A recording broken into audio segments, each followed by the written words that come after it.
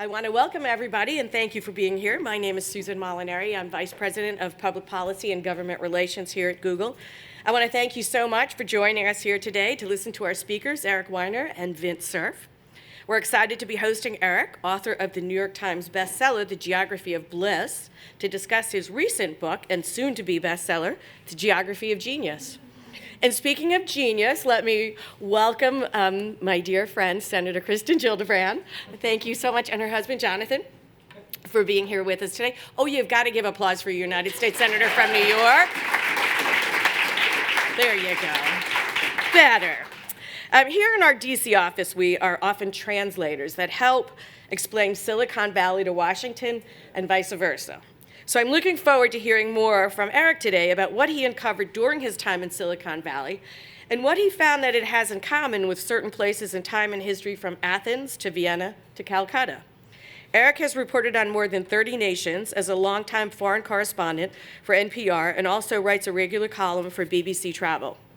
And of course, I do not think I need to introduce Vint Cerf to everyone in this audience. I know Eric has some thoughts about self-declared genius, but it's perfectly fine for me to let you know that we have a true creative genius on the stage today, Vint Cerf. We're honored to call Vint a colleague here as Vice President and Chief Internet Evangelist of Google. And as I often remind Vint, that if it weren't for Vint, none of us would be here today. So we thank you for employing all of us here at Google, Vint. I'm looking forward to hearing more about the questions Eric grapples with in his book, from why genius seems like such a boys' club, or why we shouldn't be surprised that there are not more modern-day Einsteins and Mozarts. So without further delay, I hand it over to you, Vint. Thank you. Thank you very, very much, Susan, and welcome, everyone. So Susan actually did everything that I was going to do, so thank you for that. It just shows you the way we all think, very similarly here at Google. So we can substitute for each other. So thank you very much for that.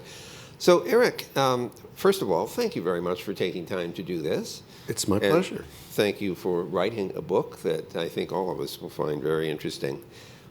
But I need to start out with the question, why did you write this book? What motivated this?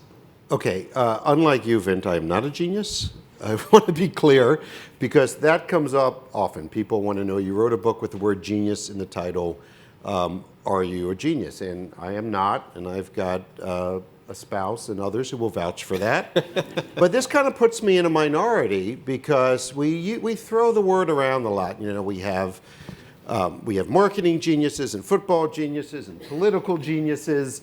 But I felt that the word was being devalued and being misunderstood.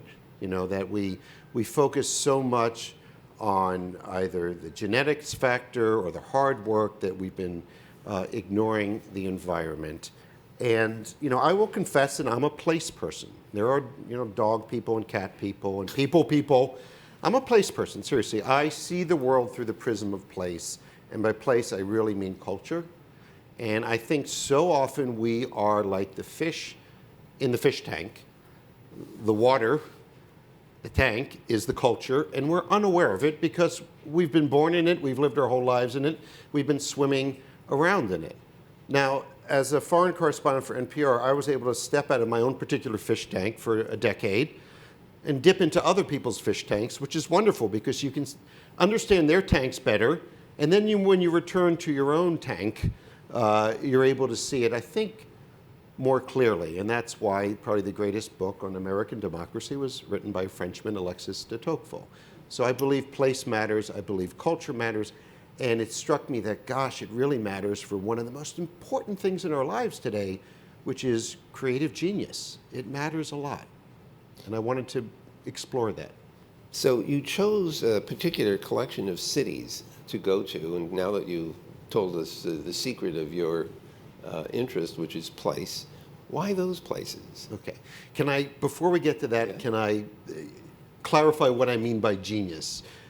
Yes. Because that trips people up, and they wonder when they see the word genius, Do I mean a high IQ? What would you have said if I had said no when you asked that? I'm always curious about that when people say, may I? And if you say no, what do they do? Please go ahead, Eric. I don't know So what I would have done. how should we interpret genius, either generically or maybe in the context of your book?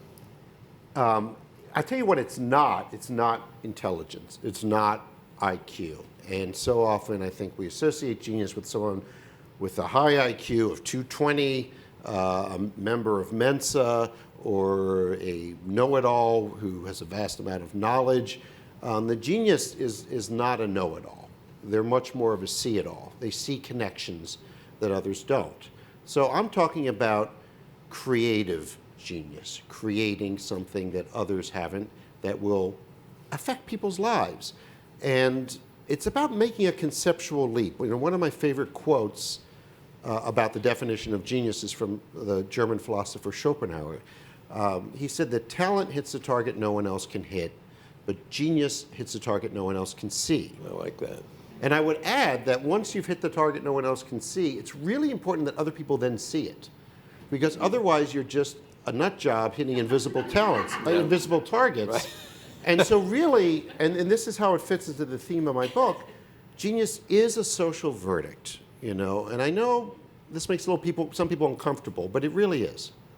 We get to decide who a genius is. Does that mean that there are people who might be geniuses in one society who would not be considered geniuses in another because their genius is not recognized? Yes. In fact, I argue that you cannot separate the creative act from the recognition of the creative act. They're tied. So now let me challenge you a little bit on the notion of creative genius, because in some cases it's not a matter of creation. I think it's closer to what you said before, which is recognizing something that others don't recognize. I had the opportunity to meet and chat with 5 Nobel Prize winners over the past year. And in every single case, this is really surprising, this is a random sample of 5 Nobel Prize winners in physics and chemistry and so on. And in every single case, they saw something, they reported it to their colleagues rejected their report, out of hand, couldn't happen, wrong, instrument failure, brain fart, whatever it was. And it took, in some cases, decades before what they had seen was recognized and accepted. And in some cases, they literally had to wait until new technology came along to see or help others see what they had seen or what they had intuitively discovered. And I would argue that without that second part of the equation, the recognition, you don't have a genius. It's really a different way of looking at it. We think of geniuses almost as like shooting stars. They appear in the night sky every now and then. We don't know when they'll come, but when they do, we go, ooh, wow, it's beautiful. I wonder when another one will come along. And I don't think it works that way. I think the better metaphor is a garden, where you need the seed, which represents genetic talent. You need the water and the plowing, which represents the hard work, another important component of genius. But you need the right soil and the right climate. And without that, you don't have creative genius.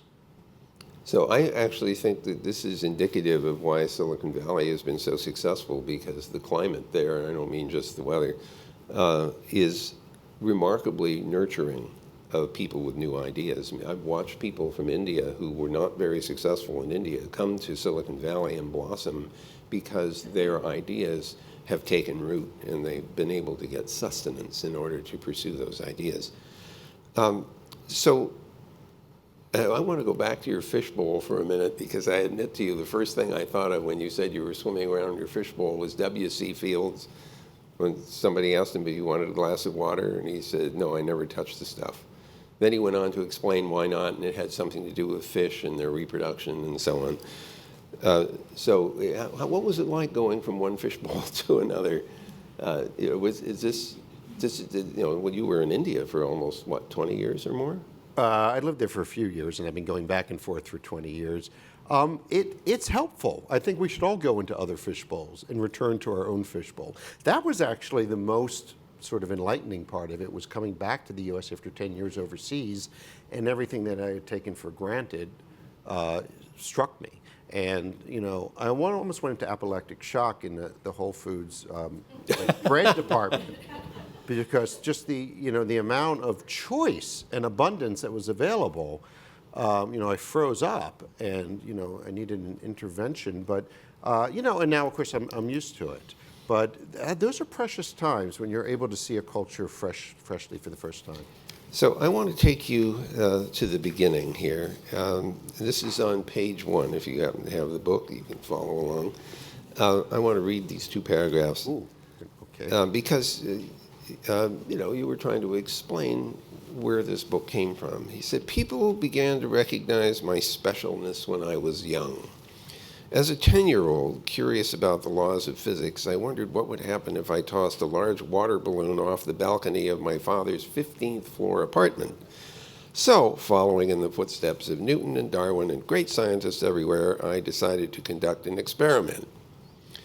Way to go, Einstein, said the clearly impressed owner of the car, whose windshield had been thoroughly shattered by the surprising robust force of the water balloon. Who knew? Such is the cost of scientific progress, I rationalized at the time. Another incident years later involved a fireplace, a closed flue, and the local fire department. I can still hear the firefighter's words, "What are you, some sort of genius?" So that's the real gestation of this thing. It's the water balloon. Thank you for sharing that. You're welcome. Hey, you shared it in the first page. But you're right. I only know one historical character who ever declared themselves a genius, and that was Gertrude Stein, a woman, right, who said, "I am genius." Most people do not, which I think is largely a good thing, because I really argue in this book that humility and actually ignorance, which I displayed, I think, mightily in that section there, ignorance is really essential to the creative process. And I think all creative people and places always have a degree of what one poet told me, described as shiny ignorance. And I love that phrase, shiny ignorance. Well, it's certainly It's true. helpful, right? I don't know about the rest of you, but the longer I live, the more I realize how little I know. And the older I get, the lesser I know, until finally I know practically nothing about anything. I want to turn to page 3 for a minute, and that's the Galton box at University College London, a place of personal interest to me because I've worked with one of the professors there, Peter Kirstein, for many, many years now. But what was the Galton box all about? It is the worldly possessions of one Sir Francis Galton. Okay. 19th century elite British scientist. He brought us the phrase nature versus nurture. He was the first one to use forensics fingerprinting. He was one of the first meteorologists. He had an IQ supposedly of 200. And he was an odd bird, even odder than most British people, to be honest. He was a numbers person. He wanted to measure things, right? Before he can explain something, he said he had to disembarrass it of words first. So one of the weirdest things that Galton did was he wanted to create a beauty map of the United Kingdom, but he was too shy to actually look at women or hold a beauty contest, which wasn't really done back then. So he stuck some felt into his pocket and had some pins and traveled all over the UK. And if he saw an attractive woman, in his opinion, he'd put 4 pins in the felt. Less attractive, 3, then 2, then 1. I thought he was going to stick them with it. But No, I'm and glad he concluded the most attractive women were in London, the least attractive in Aberdeen, Scotland, probably not accounting for the difference in population size. So he wasn't perfect. But the reason that we care about him, that I care about him, is that he wrote a book in 1860-something called Hereditary Genius. And this really solidified in many people's minds and affects us to this day, this notion that genius is born, that it's innate, right? That it must be genetic. You see someone like Mozart playing the piano at age 3 and composing at age 7 and 8, and we think, well, it's got to be genetic, And he had, he was writing in the 19th century. He had some unfortunate, chapters. He had a chapter called The Comparative Worth of Nations, or of Races, that was it, The Comparative Worth of Races. And women only appeared briefly in his book in a chapter entitled Literary Men.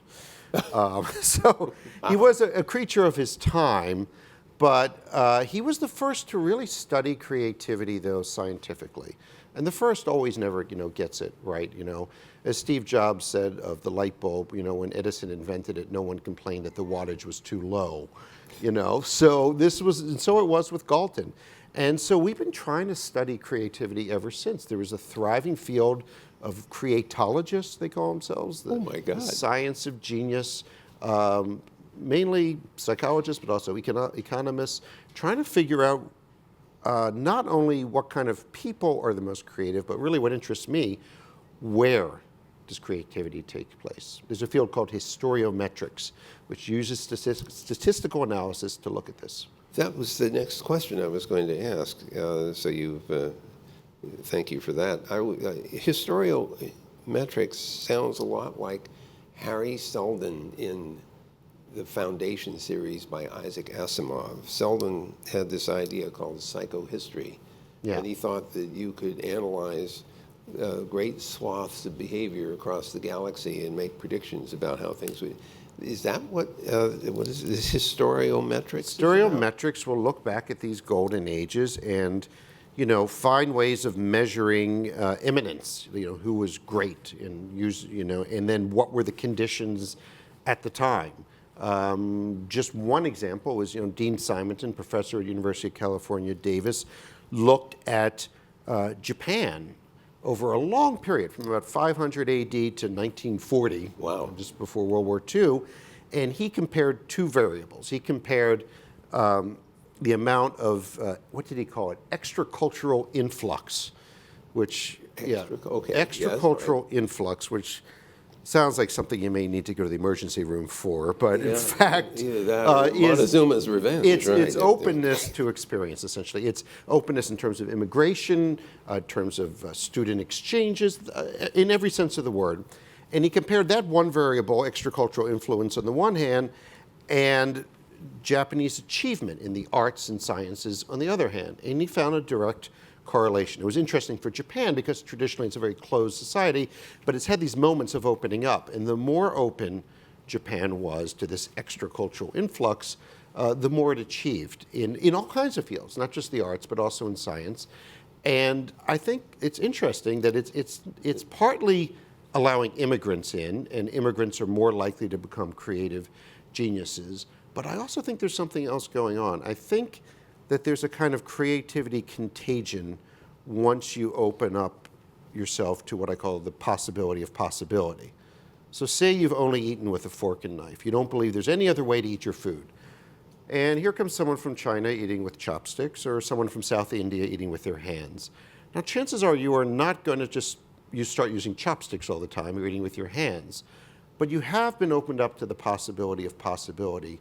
And you may think, well, if there's a different way of eating my food, maybe there's a different way of constructing a building or coding or thinking about whatever. And I think that's the main reason we see that relationship. So you have something on page 25, for those of you who are following along. It says the expectation of a reward or evaluation, even a positive evaluation, squelched creativity. In the laboratory. This is, I'm sorry, Teresa Amabile. And she says it's intrinsic theory of motivation. Right. People will be most creative when they feel motivated primarily by interest, enjoyment, satisfaction, and challenge of the work itself, not by external pressures. So I thought that was a very interesting observation. And it gave me a headache, to be honest, because it was one of the few cases, actually, where I saw a direct conflict between what psychologists are finding in the lab and what the real world tells us. So in the lab, exactly, Teresa Amabile at Harvard and her colleagues would do an experiment where typically they would, take two groups of starving undergrads who need the extra money, Let's face it. Remember that. These are the people who are used in these experiments, but fine. And they were both told to build a collage. And one group was given material and said, build a collage. You'll be judged on the collage. The results will be made public. If you do a really good job, you'll receive $150, which is a lot for an undergrad. The other group was told build the collage and just have fun.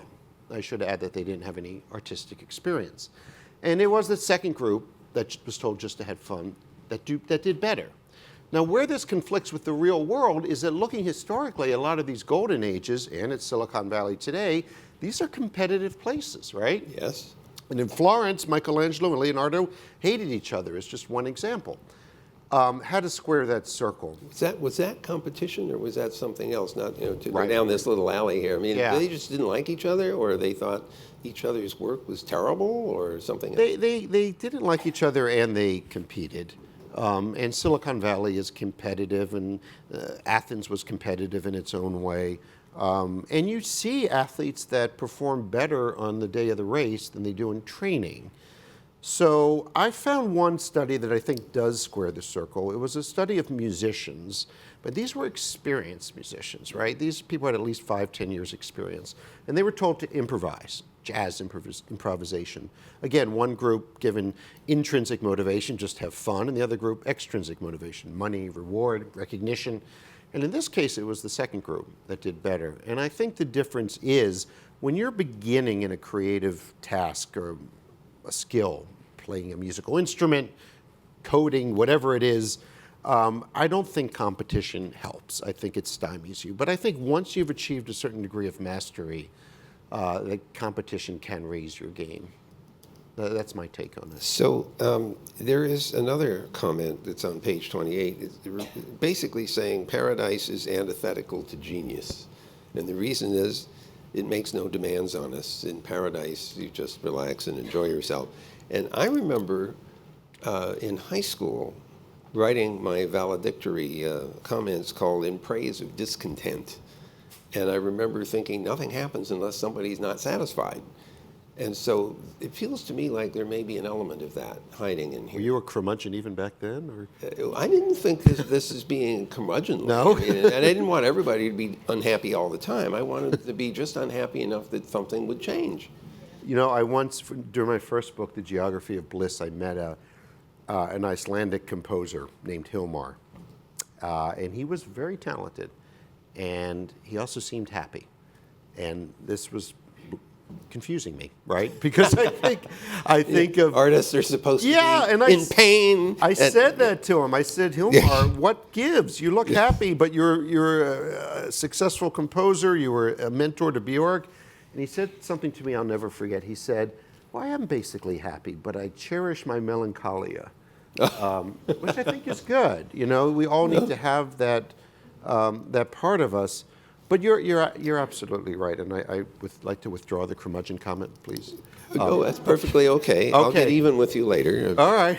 So no, wait, but I have a point here, and that is that that paradise would be the least creative place. That creativity is always a response to a challenge, and that we in fact thrive when presented with constraints. You know, Robert Frost once said that writing free verse poetry would be like playing tennis without a net. You know, and we need the net, and I think the problem is we forget that sometimes. That's very Japanese. Those of you who have studied Ikebana, like Sigrid has, will tell you that the reason it's interesting is that there are very tight constraints on what you're allowed to do, and you have to be creative within those constraints, just like haiku. And so sometimes constraints are exactly the thing that generate creativity. Yes. So I have another, Sure. Here's an observation which I resonated with tremendously. It's on page 39. It says, the results were published in the journal Consciousness and Cognition, and they're enough to make you reach for a drink. The sober men took on average 15.4 seconds to come up with a creative response, but the vodka drinkers needed only 11.5 seconds. So I don't drink vodka, but I drink a lot of wine. So somehow that made me feel like it was an important component of creativity. A little bit of alcohol makes us more creative, and it's been shown in the studies. A lot of alcohol makes us fall down, which is not good. But disinhibition is important for creativity, seriously. Ah, good point. And there's something called the disinhibition hypothesis. These psychologists have fancy names for everything. But you can disinhibit yourself in many ways, and one way is with a little bit of vodka.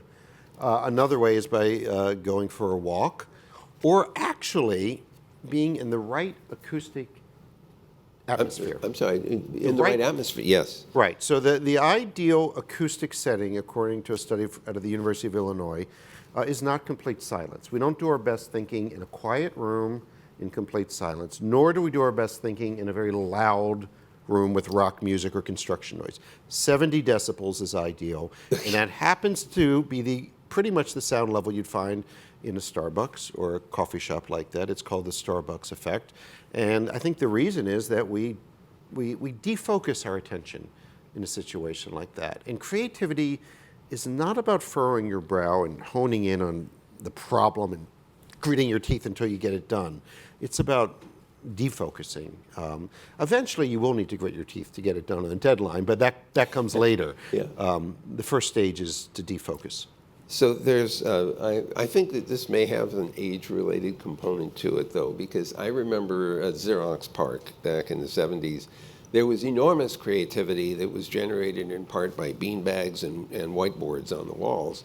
And I noticed over time that fewer of us were able to get back out of the beanbag. So we were very, sort of distracted by trying to get out of the beanbag, and we couldn't be very creative. There was too much to push against. Now, this one is, on page 56 really grabbed my attention. This is Diogenes. And you describe him as a guy who lived in a wine barrel and regularly ridiculed the famous and the powerful. And after Aristotle described man as a rational animal, a kind of featherless bird, Diogenes plucked a chicken and tossed it over a wall, yelling, "Heads up, here comes a true man." So Diogenes and the Naked Chicken, I think that should be the title of your next book. Oh, that's good. Yeah. That's good. Yeah, I mean, he was an oddball, right? And he was tolerated in Athens. And tolerating your eccentrics is important. Now, Adam Smith in Scotland talked to himself walking down the street. He really did. And sounds like San Francisco Market Street, doesn't it? you need to tolerate your eccentrics, but you also need to know when to stop listening to them as well. I'll just give you an example from Vienna. Freud thought he was going crazy sometimes because he was in uncharted territory. He called himself a conquistador. And he needed a fellow conquistador. And for him, that was a fellow doctor named Wilhelm Fleiss. Now, at the time, they were both Jewish doctors in Austria with strange ideas. Freud had this idea about the unconscious, and Wilhelm Fleiss had these strange ideas about the nose. He thought the nose was the most important organ. He thought, and I'm not making this up, it was a sexual organ. And he believed that dogs would tell you it is. All our problems, including sexual, could be cured if you performed this surgery on your nose. And he performed surgery on Freud's nose and many other people. But yes, true. But at some point, Freud realized this guy is nuts, and he broke off their friendship. And then he formed something called the Wednesday Circle, which is a group of less crazy but still conquistadors who got together on Wednesdays. But the genius, when they're out there on their own, they need some validation, reassurance, really, that they're not nuts. And sometimes you need a fellow maverick, So this leads us to two other things. On page 69 at the bottom, you make this very interesting comment. Places of genius require a degree of uncertainty and perhaps even chaos. And there's a current expression called opportunity lies on the edge of chaos. And I'm just wondering if you could elaborate a bit more on the chaotic theory of genius. Okay, and there's a lot of interest between chaos theory and genius, actually, because there is a connection. There's a connection on the societal level that all these places I look at, these golden ages, shortly before they experienced their golden age, underwent some sort of upheaval. Now, in Athens, it was the city being sacked by the Persians before Pericles rebuilds it, grander than ever, builds the Acropolis that we still admire today. And in Florence, just before the Renaissance, maybe just 2 generations, the city's decimated by the Black Death, the bubonic plague. It's terrible. I don't lie about that. 30% of the population is wiped out. But that actually, I think, had an effect of loosening up the rigid social structure. This sounds like forest fires in a way. We've been told that we all run around trying to put out the forest fires, and now the forestry people are saying, don't do that.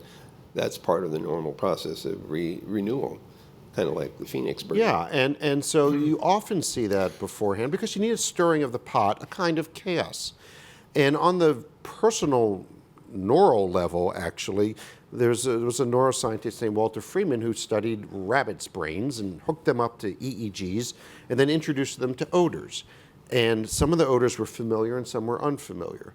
And when they were introduced, the rabbits were introduced to an unfamiliar odor, their EEG activity entered a chaotic state, what Freeman called an I don't know state. And that resonated with me because I think we personally do need to reach an I don't know state, which is often chaotic. If there's an old order and a new order, what's in between is chaos. I don't think you want to live in chaos necessarily, but you need to at least transition through it. Some of you will remember Ian Brummer, who came to talk to us about his latest book. But one of his earlier ones was called The J-Curve, and there's something very similar about what he said about societies that are authoritarian, that try to move to a more democratic state, go through a period of chaos. And if their economic condition is too low when they start the transition, they will not make it all the way over. Either they'll go back to authoritarian or they will disintegrate into total chaos and not recover. Yeah. You have something else in here that you were speaking about the Sung dynasty, and you talked about group genius. Can you tell us a little more about what that means? The West does not have a monopoly on creativity and on genius. So I made a point of going to Hangzhou, China, which during the 12th and 13th century was the capital of the Song dynasty, and it was an amazing place. City of 1 million people, while the largest city in Europe was 50,000, and while the Europeans are picking lice out of their hair, wondering when the Middle Ages would ever end, the Chinese are inventing the compass and toilet paper and woodblock printing and creating great art and poetry, and are ruled by poet emperors, which is a great hyphenation. They were actual poets who ruled the land. We don't have so many poet politicians today. But it was a top-down. China's always been top-down, but the top then was not authoritarian, it was poetic.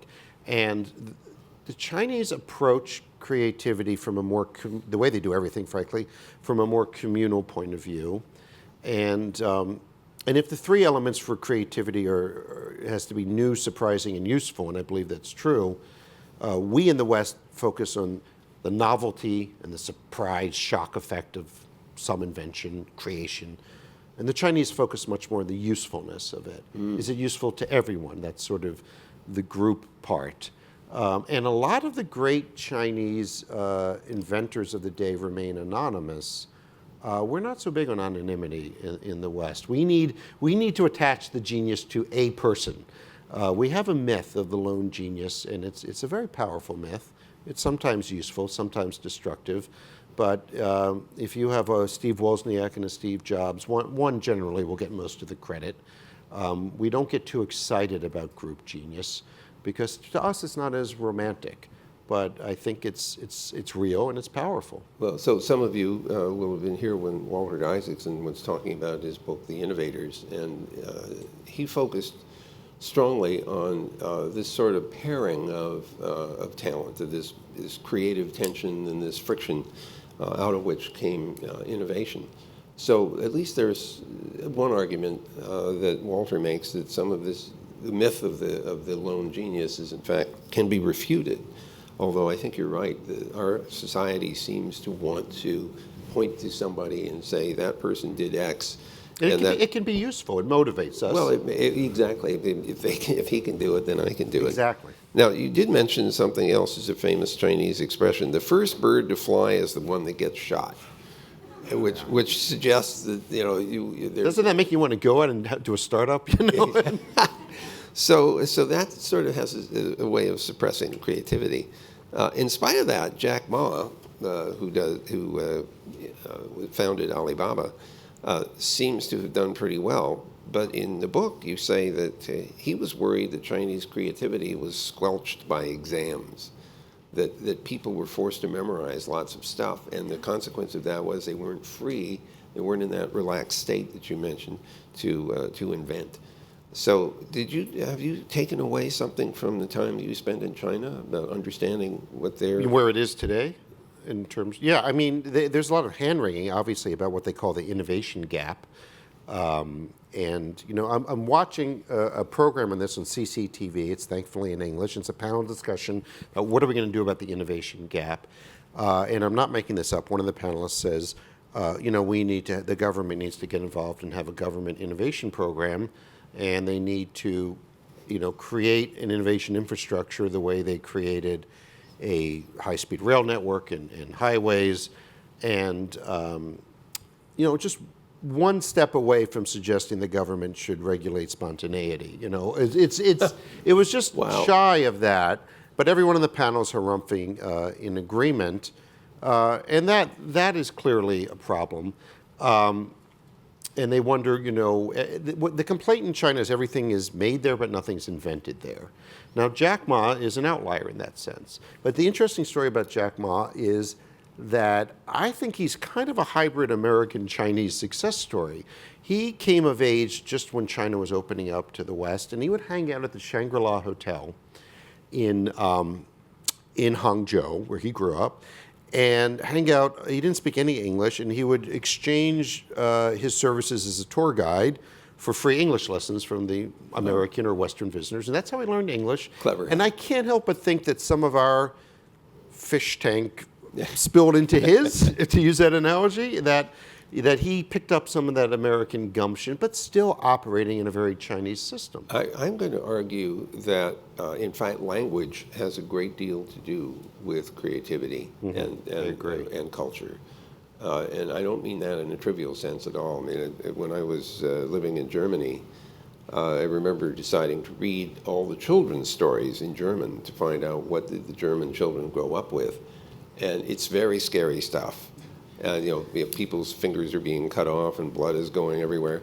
And I thought, my God, if that's the German childhood, this explains something about, you know, the culture of the country. Now, I have to share this with you because I thought this was one of the funniest parts of the book. This is on page 101. He's meeting with this guy named Eugene. You're in Italy, in Florence. And he says, during our conversation at the cafe, I kept tripping over all those slippery Italian names. So Eugene anglicizes them for me. Michelangelo becomes Mike. Leonardo da Vinci becomes Leo. Lorenzo Ghiberti becomes Larry. And Filippo Brunelleschi becomes Phil. At first, this strikes me as sacrilege, these lofty geniuses from the heavens, and brings them back down to earth where they belong. This is like calling Moses Mo. And I just was so taken by that paragraph. But this business about bringing the geniuses down to earth, what's that all about? Well, I mean, we elevate them on pedestals, and we think that they are different from us. I really do believe that geniuses are the secular world's gods. You know, look at. Is it okay to talk about Steve Jobs here? That's okay, right? Okay. Go ahead. Okay, fine. I just didn't know what the ground rules were. But you know, you look, especially because he died, so his passing and the adulation in the mourning, it to me it took on a religious character, and it dawned on me that these are our gods. And the gods, of course, are up on Mount Olympus, and we can't be like them, and we can't really, you know, reach them. And by putting them up on a pedestal, we reduce ourselves, and in a way, I think we actually reduce them. That's an interesting. You know, and Eugene was great. He was an art historian with a dog who really knew his stuff, but he wasn't all caught up in the academic language. He was able to speak clearly and plainly about what was the beauty of the art and where it came from, which was really what I was interested in. So I think we need to get the genius off their pedestal because it is a continuum, and we're all on there somewhere. So I want you to have a chance to chat too and ask questions and raise issues, but I do want to offer two other things that draw your attention to why this book is so interesting, and that's vocabulary. So there are two words that I had never heard of before. One of them is called flyting, F-L-Y-T-I-N-G. Oh, I love that. And this, you said, was ritual humiliation by verbal violence. Ritual humiliation of your opponent. Of your verbal opponent. violence, yes. Okay. And where the heck, what, I mean, does that have an etymology or something? Where does it come from? F-L-Y-T-I-N-G. It's Scots, it's a Scottish term. word. It's a Scots word. It's a Scots language. It's an old Scots word. And I was sitting with a Scottish historian in Edinburgh named Tom Devine, and he told me about flyting. And he got like all excited about this. I'm like, what does it mean? He's like, oh, it's ritual humiliation of your opponent through verbal violence. And he was like salivating. I'm like, well, Tom, it sounds brutal. And he's like, oh, it is. And, we can conclude a couple things. We conclude that they're just sadistic, the Scots, but they're not. Because here's the key to flyting, which is really the idea of a completely open-ended, honest conversation, which just doesn't always happen in this town, let's be honest about that. But where you just speak your mind and you're not worried about offending the other person. But the key to a successful flyting exercise is afterwards you head down to the local pub for a pint or five, and there are no hard feelings. Okay. And I think Washington used to be that way, is what I'm told. Well, the attorneys are still that way, isn't it? Yeah, I can hope tell. so. Now, you introduced another word which I was kind of had trouble with. It was shill pit. I misread it a few times, actually. S-H-I-L-P-I-T. What's that? It means a Scots word that means just dark, dreary, not a very well-dressed person. The opposite of you. But you didn't mention my favorite word, sprezzatura. Oh, I missed that. What's that all about? Sprezzatura, Is that an Italian? Oh, yes. So the key to Italian genius is sprezzatura, which means literally a squirt of something extra. Oh, okay. So I thought it was a kind of pasta or something. No, it's not a pasta. It sounds like, and it's that squirt of something extra, and that's often what separates a work of genius from just something that's good, right? It's that squirt of something extra, and it's not always a mile. It's sometimes just a few inches that squirt. But it explains a lot, and I think one of the keys to creative genius in creative places is having people who are very good at not only having sprezzatura, but recognizing sprezzatura. There's a great story from Florence of, the Medicis were in charge. They were the de facto rulers. They were wildly wealthy, and they are great talent scouts. So one day, Lorenzo Medici, a.k.a. Lorenzo the Magnificent, as he called himself, and I guess others did because he was in charge, he's walking outside the palace grounds, and he spots a young stonecutter working on a statue of a faun, a Roman god. And he says, well, kid, you're good. You've got talent. There's something you're doing right there. Why don't you come live with me? Live in my house. I'll give you the best teachers. I will challenge you. And I think he recognized the sprezzatura in that 14-year-old kid who now is best known as Michelangelo. Wow. So it's the recognition part that I think is hugely important. And I think we've given it short shrift. I think we're all co-geniuses. In a way, I think Mozart needed the audience of Vienna. They were a demanding audience. They were an appreciative audience, and he worked on commission for commissions, and I think that's hugely important. Well, there's certainly a feedback loop there. If you try to do stand-up, if you don't get any positive feedback, it's really tough. Well, speaking of feedback... So you're dying. I'm dying out here, right? What kind of feedback do we have from our assembled crowd here? If you have an idea, do we have a microphone that roves around? Here it comes, flying in the air. We have one. Okay, let's take Senator Gillibrand first. We'll go 1, 2, and 3 here. So I have a theory about closing your problem with the two outcomes in your early studies. Okay. So you say inhibition squashes creativity. Right. Fear of failure is very present for someone who's not very good at what they're doing. So when you tell the group, just have fun, there's no fear of failure. If you say, only the winner is going to get $150, Right. then you fear that you're going to lose. But when you're talking about experts, people who are very good, they have less of a Right. fear of failure. They've competed their whole life. They can perform on the highest level. So that may be the Yeah. reconciliation between your different studies I outcomes. like that. Can I use that? Yes. Thank you. And I think, most geniuses are prolific. They produce more than others, and they produce a lot of bad stuff. Picasso has 20,000 works of art to his name, and not all are masterpieces by a long shot. No fear of failure there at some point. So briefly, you touched on language, and I was hoping you could elaborate on your point earlier that immigrants are more likely to be creative geniuses. Yeah. So there's a long list of immigrants and refugees who went on to become creative geniuses. Einstein's the best example, also Freud, Marie Curie, and others. And the question is why? And the traditional explanation is that they're hungry, right? They work, sometimes literally, they work harder than others. They often have a supportive family in their endeavors, and that might explain their success, but not necessarily their creativity. So if you bear with me for a second, I think the answer lies in something called a schema violation, S-C-H-E-M-A, and that is a fancy psychological term for when your world is turned upside down. If you eat pancakes for dinner, or do things in reverse order, or wear your underwear on the outside, whatever, you're involved in a schema violation. And in the lab, they have found that people who either engage in these schema violations or watch others do it are then more creative. And if you think about the immigrant's life, what is it but one giant schema violation? Everything is off kilter for them. They're off kilter. But I think the key is the immigrants have to be accepted enough to be outsiders, but inside enough to resonate so that their ideas resonate. So I had a very interesting discussion with some senior people in Europe.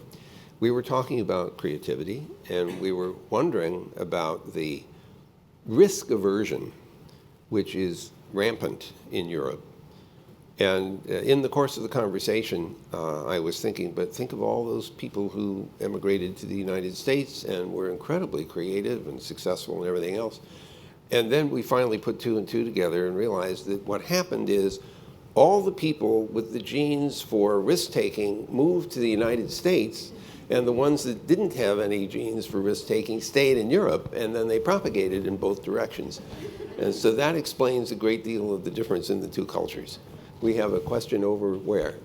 There, you have a microphone? Right here. So the first 7 chapters you had in the book were about places from the past that had Correct. genius. And obviously the 8th chapter is about Silicon Valley, which is still ongoing. What Right. do you see from your visits out there and looking at the previous 7 examples are the threats to having it end in Silicon Valley, that period of genius? Is there something, 1 or 2, 3 things that you see are early indicators that something's going wrong? That's a very good question. First of all, the idea of it ending is not out of the question, because these golden ages tend to last a few decades, maybe half a century, maybe a century at the outside, right? And rarely do they see the end coming. I don't think anyone in Detroit in the 30s, 40s, and 50s saw the end coming. I think the biggest threat can be summed up in one word, and that's arrogance. I think if you become arrogant, you lack ignorance. You lack that humility, which is the humility of there's things I don't know. I think staying in one industry and being a one-note town, albeit one that plays in different keys, is dangerous. All these other places I looked at historically were pretty much, with the exception of Vienna in the 1700s with music, were interdisciplinary. There was a lot going on. And not only does that spread out the risk, it also is more likely you have different fields sparking off one another. Often a breakthrough in one field like art might lead to a breakthrough in a completely unrelated field like science or technology. So I'm concerned about arrogance, and I see some signs of bling out there I hadn't seen 10 years ago, always the canary in the coal mine. And I'm concerned about the specialization. Pixar is probably the best example of combining Hollywood and Silicon Valley. I say those are my two big concerns, but my theory on Silicon Valley is it has nothing to do with technology, really. The product is technology, of course, but the process is a creative ecology that's very good at recognizing good ideas, not really inventing them. The cell phone, correct me if I'm wrong, was not invented in Silicon Valley, and I even think venture capital came from New York. But they're good at, ideas aren't born there, they come of age there. And if they remain good at that, and good at importing ideas, they can stay fresh for a little while, I think. I would also argue that Silicon Valley does have the advantage of this constant source, an influx of really well-trained people coming out of Stanford, Berkeley, and some of the other schools, and there's this continuous refreshing. Fluidity. Yeah, Yeah, exactly. that's important. Mike Nelson over here, and then we'll get who else had over there? Okay, so Mike first, and then number two. Mike Nelson. I work for Cloudflare, which is a Silicon Valley-based web company, but I also teach innovation and internet studies at Georgetown. On your first page, you talk about all different types of geniuses: fashion geniuses, Right. musical geniuses, artistic geniuses, and political geniuses. And I was hoping that you'd talk a little bit about government geniuses, people who really made government work better. The rest of the book talks about politics and how the political environment can spur the other type of genius. But I was wondering if you've thought about doing a couple more chapters and going in search of places where a lot of very smart people got together and created a better form of politics. And Boy, I should have been prepared for that question in Washington, right? Is there, I'm going to bounce it back to you a little bit, is there such a thing as political genius, really? well, I think Philadelphia Or did it 17 just leave the room? It just left the room.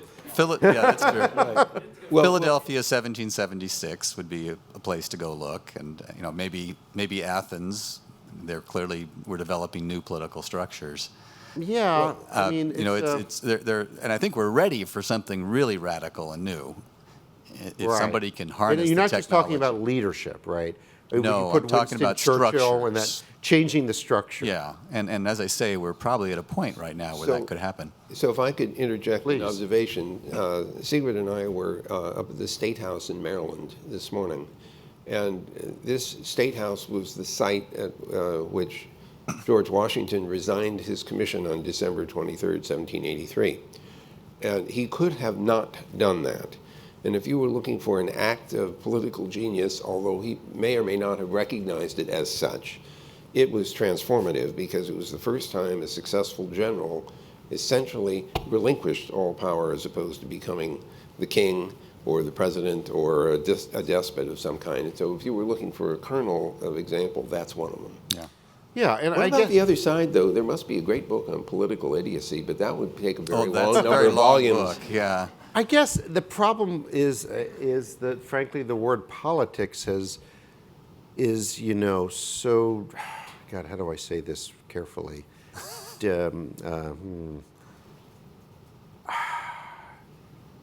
It's been kind of diminished over the years. I think that's fair to say. And so you're really talking about a government genius. You're talking about someone who essentially invents a new way of organizing society that is incredibly smart, useful, surprising, leads to flourishing. And I guess in my mind, I've never separated that out as a separate kind of creative act, but maybe you're right. I have to be honest, I've not given that a lot of thought, don't devote a lot of time to it to the book.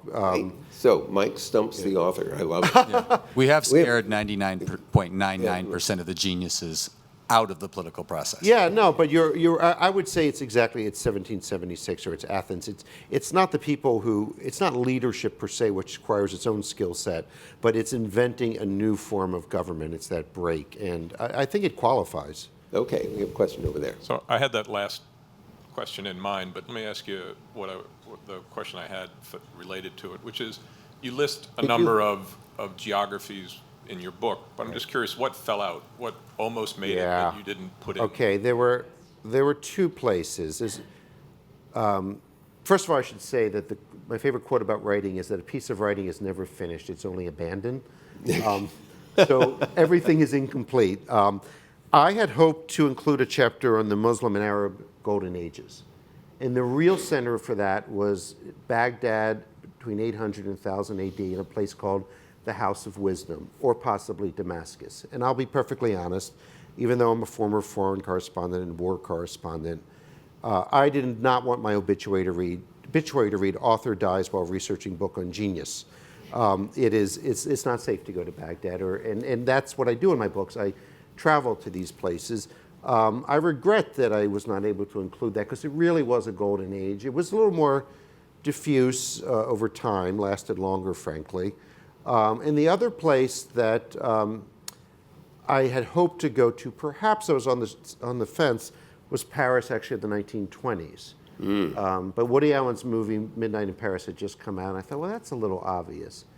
But true story, I just got a phone call from a French publisher who said, Mr. Weiner, we enjoy your book is very nice, but why no chapter on France? We have the geniuses here, and so they may fly me out to Paris to write a chapter for the French edition about Paris, which I just may take them up on. Yeah, two places I would have, but maybe, in the paperback or the expanded version or the Hollywood film, who knows? Okay, there we are, David. Thank you. Eric, thank you for writing this book. I've only gotten through Athens so far, but looking forward to congratulations to the rest of it. Thank you. You talk about genius and creativity sort of in a whole. I think some of the examples you use, though, are different from one another. You talk about the genius of art and the genius of discovery and the genius of creation. And I see them as, I'm wondering how different they are from one another. So, for instance, if David had not been carved, there might not ever have been a David. But the light bulb certainly would have been invented or discovered at some point.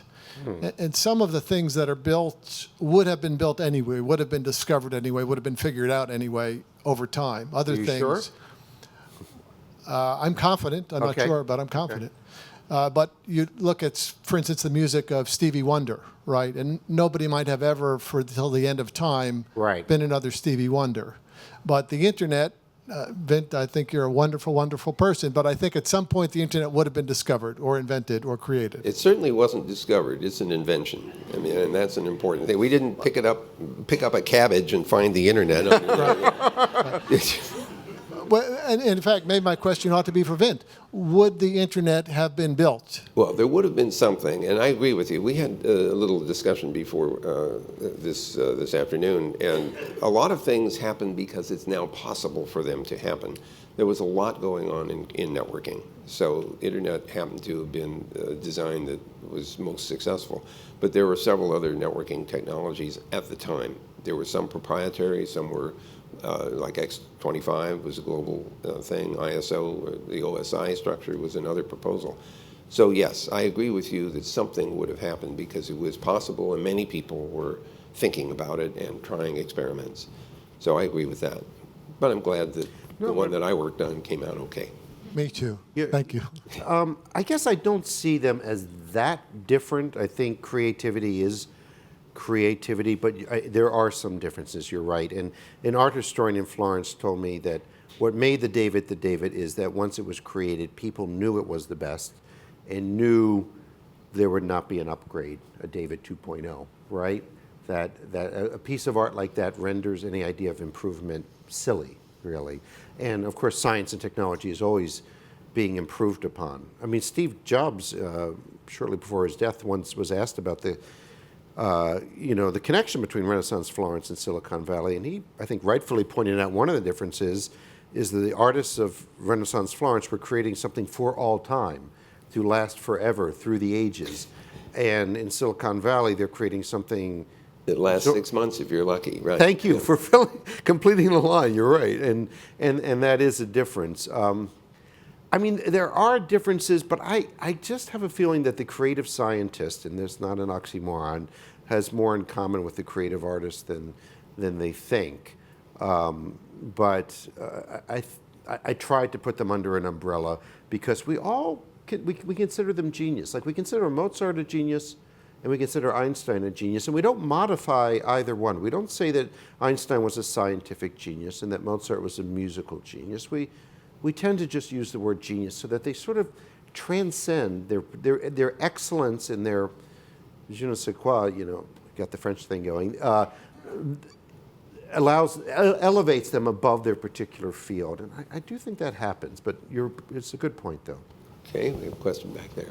Do you have thoughts about whether the physical attributes of the place make a difference? Yeah, that's a good question. When I first got to Athens, and you're struck by the sunshine in Athens, 300 days a year of sunshine, and the light, which is very striking, very severe. And it was a Greek painter, Apollodorus, who first developed the ability to use shadow to create the impression of depth, and that makes sense. And I thought, well, is it the weather? Maybe that would be easy. But then you think about Elizabethan London. No, that was, not so sunny. I think the main thing is the attributes is that they provide a challenge. They are difficult places. Have you heard of the oil curse? It goes by different names. It's basically the idea that certain Persian Gulf nations are not particularly innovative because they just don't have to be. That they're so awash in oil, and even with oil prices where they are now and with natural gas, that they don't have anything to push against. They don't have a challenge. So the one thing that I think actually is important is to be challenged. Now in Athens, the challenge was the land was crummy and didn't grow much. Florence was malarial and didn't have a seaport. Silicon Valley, what's the challenge? Too much beauty? No. I think it was the isolation, separation from the rest of the country. I mean, that really mattered back in the early 1900s. And they were able to have a fresh start. They had a chip on their shoulder, not the microchip, but the other kind. They wanted to prove themselves, really.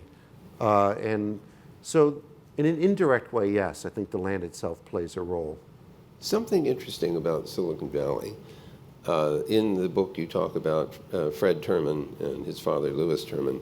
Fred was the provost of Stanford University, but he was the guy who recognized that the advances that were made during the Second World War were a consequence of government investment in the Manhattan Project, in computers and things like that, radar. And he realized that there was an opportunity for Stanford to continue that level of creativity, invention, and discovery if they could get continued government support. So he made the argument that the government should continue to fund this kind of research, and it enabled him to expand the engineering and research department by a factor of 3, because basically instead of having to pay for the cost of the professors out of tuition, he paid for 2/3 of their cost out of research funds, which meant that they could have 3 times as many professors and still have a 1/3 teaching load. And so part of the Silicon Valley phenomenon comes out of that recognition and action. And after that, he was the one who counseled Hewlett and Packard, as you wrote, to go start a company as opposed to going to work somewhere. And this idea of starting companies starts with HP, and it continues to this day. And that whole feedback loop, you mentioned in the book a lot about feedback loops and how reinforcing they can be. I think Silicon Valley discovered that feedback loop very early in the game in the 1950s. So let me get Mike, and then we have one more over there. Mike? Okay, so let's take this one first. Hi. Thank you for this topic. I think it's really fascinating. And I was hoping you could talk a little bit about what happened or what you thought about the societies once the Golden Age ended. Was there anything in common? That's a really Do you good think of question. anything that's happened? These all happened in different parts of time, but, kind of taken together, was there anything that China has in common with Edinburgh, for example?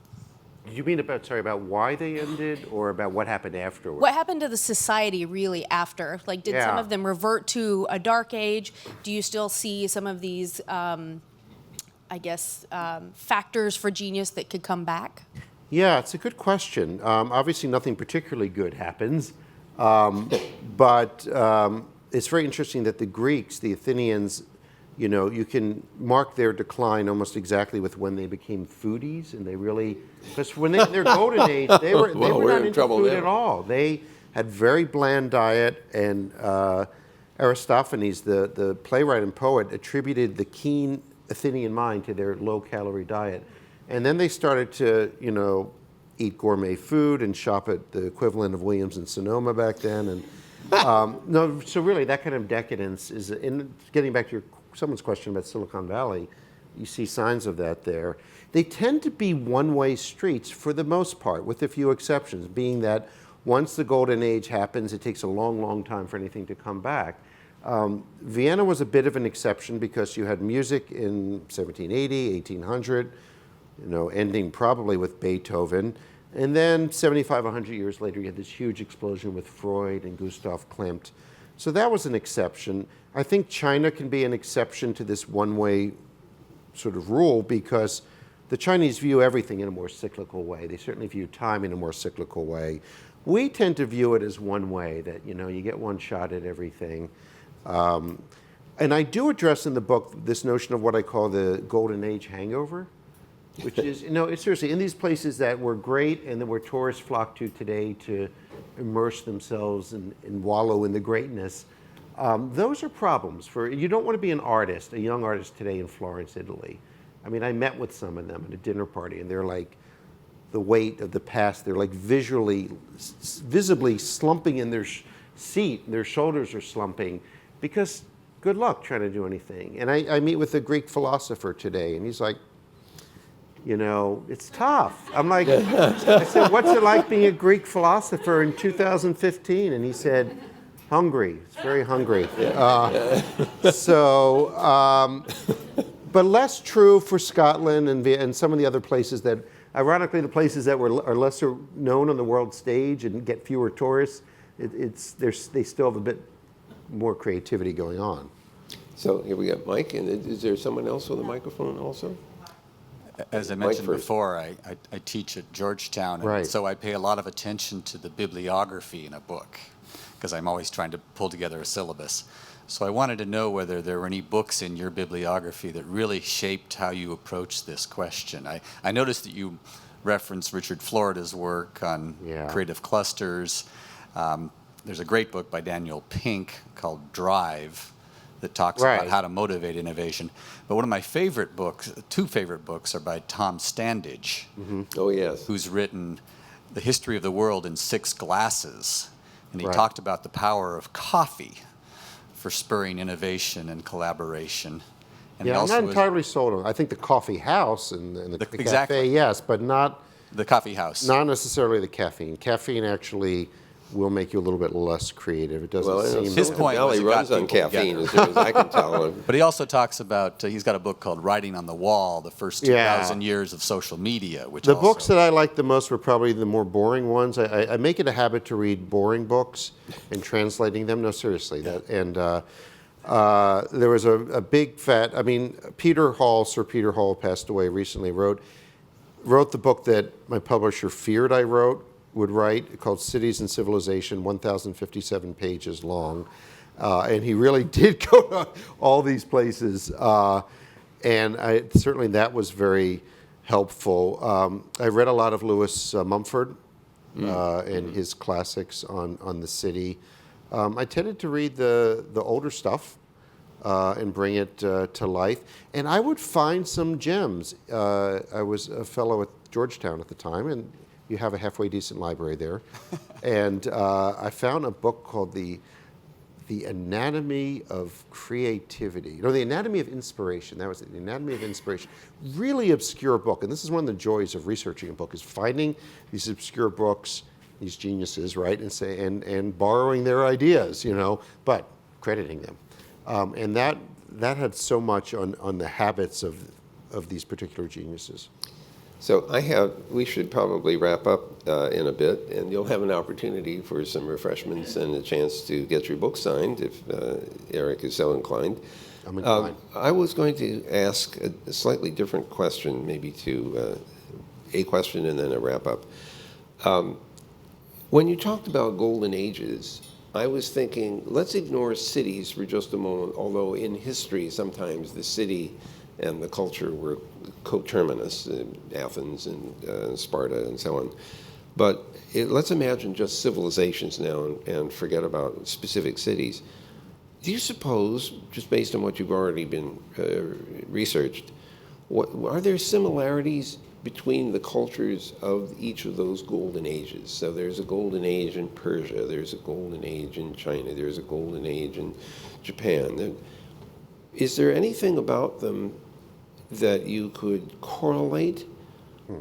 Is there something we can distill from looking at these various golden ages that will tell us something about how they start and why they end? You saved the big question for last. But you're welcome. One is glad to be of service. I think if you read the book, first of all, you'll be surprised at how much fun it is, because it is a journey. And the question, though, that I wrestled with is, I know people like to have everything tied up in a bow, and they like to know what the formula is. And I wrestle with that because the book is very much an intellectual journey and an exploration, trying to really, in an open-minded way, figure out what the heck was going on there and what can we learn from it. And in the end, in the epilogue, I do come up with a small bow, what I call the 3 Ds, which I think are essential to all of these places. And I've thought of a 4th D since the book came out, but that's okay. It's in there anyway in other forms. And that is diversity, discernment, and disorder. And we've talked a bit about these. Diversity, discernment, and disorder.